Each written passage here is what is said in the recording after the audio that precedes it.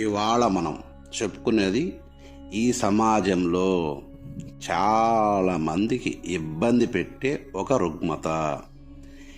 ఇదే పెట్టుడు మందు అంటారు. ఈ పెట్టుడు మందు వల్ల ఎవరికైనా మనం ఈ మందు పెడతామో వాళ్ళు ఏదో ఆశతోనో ఏదో దాంతో పెడతారు. అలా పెట్టడం వల్ల ఆ పెట్టిన వ్యక్తి శరీరంలో అశక్తి ఆవరించుకుని శారీరకంగా కృషించిపోతూ ఉంటారని గమనించండి. ఇటువంటి ప్రమాదకరమైనటువంటి మూలికా సంగ్రహితమైనటువంటి పెట్టుడు మందులు మనుషులు తినకూడదు, మనుషులు పెట్టకూడదు. దయచేసి ఎవరైనా ఇటువంటి ఆలోచన నుండి విరమించుకోండి.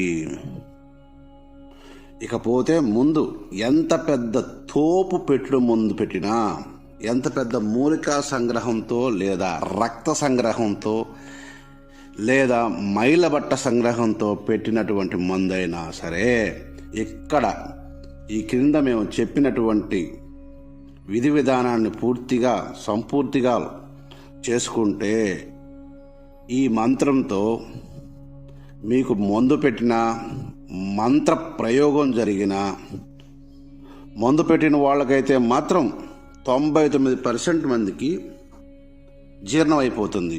1% శాతం మాత్రమే మలద్వారం నుండి బయటకు వస్తుందని గ్రహించుకోండి. ఇక్కడ మేము చెప్పే ప్రయోగం ద్వారా, ఈ విరుగుడు ప్రయోగం అంటారు దీన్ని, ఈ ప్రయోగం ద్వారా ఎవరికైనా సరే వశీకరణం అయినటువంటిది మందు ఉంది లేదా వశీకరణ అయినటువంటి మంత్ర ప్రయోగం జరిగింది అనే అనుమానం మీకు వచ్చినా, మేము ఇక్కడ చెప్పబోవు ఈ మంత్రాన్ని 100 సార్లు జపించుకుని టెంకాయ నీళ్లు, పచ్చి టెంకాయ నీళ్ళని అభిమంత్రించుకొని తాగవలను. ఇలా 11 రోజులు చేసిన ఎంతటి వశీకర మంత్రమైన లేదా తంత్రమైన వెంటనే ఉపశాంతి పొందుతుందని గమనించండి. మరుగుమందు పెట్టినా సరే అరిగిపోయి ఆహారంలో కలిసిపోద్ది, జీర్ణం అయిపోద్ది. మంత్రం చెబుతున్నాను వినండి. శ్లోం క్లీం ఓం పరతంత్ర పరవశీకరణ మారయ ధూరయ సులోం సలోం హ్రీం ఓం పట్ స్వాహ అనే ఈ మంత్రంతో 100 సార్లు జపించుకొని వశీకరణం మంత్రబాధ ఉన్నదా అని డౌట్ ఉన్నా లేదా ఎటువంటి బాధలున్నా సరే ఉన్నాయి అనుకునే వాళ్ళు చేసుకొని వివరణ చూసుకోండి. ఎంతటి వశీకరణం మంత్ర ప్రయోగమైనా, ఎంతటి నీచమైన పెట్టుడు మందైనా సరే లేదా తాంత్రిక పరమైనటువంటి వశీకరణ ప్రయోగమైనా ఇట్టే ఎగిరిపోతుందని తెలుసుకోండి. ఇక్కడ మేము పైన చెప్పినటువంటి మంత్రము, ఈ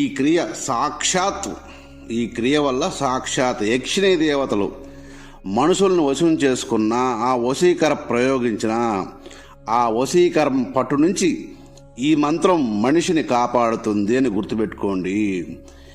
ఇక ఆఫ్టర్ ఆల్ మనుషులు చేసిన వశీకర తంతులు ఏం పనిచేస్తాయి దీని ముందు అని గుర్తుపెట్టుకోండి. ఇటువంటి ఉన్నవి అనే అనుమానం రాగానే ఇక్కడ మేము ఇచ్చినటువంటి ఈ విరుగుడు క్రియని చేసుకొని సుఖించండి. ఇక్కడ చాలామంది ఈ ఇబ్బందులు ఉన్న వాళ్ళు ఎవరైనా చేసుకోవచ్చు. దీన్ని వాళ్ళు చేయాలని రూల్ లేదు. నీకు నచ్చిందా, బయట పచ్చి టెంకాయ దొరుకుతాయి, నీళ్లు తీసుకున్నావా అని ఇక్కడ మంత్రం నేను చెప్తున్నాను. డిస్క్రిప్షన్లో కూడా ఈ మంత్రాన్ని ఇస్తాను. చేసుకొని వివరణ చూసుకొని సుఖించండి. ఇది ఎవరికైనా ఉన్నా మీరు ఈ ప్రయోగాన్ని చెప్పి విడమర్చండి. సర్వే జనా సుఖినో భవంతు.